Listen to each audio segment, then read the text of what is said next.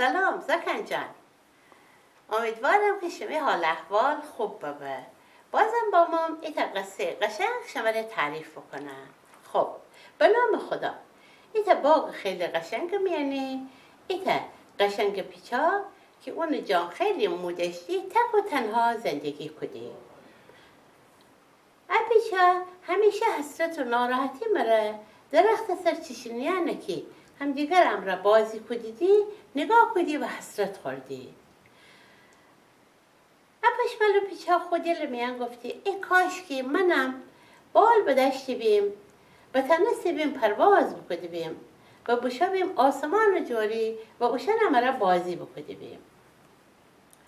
همیشه تنها آرزوی پیشی پرواز کدن بود.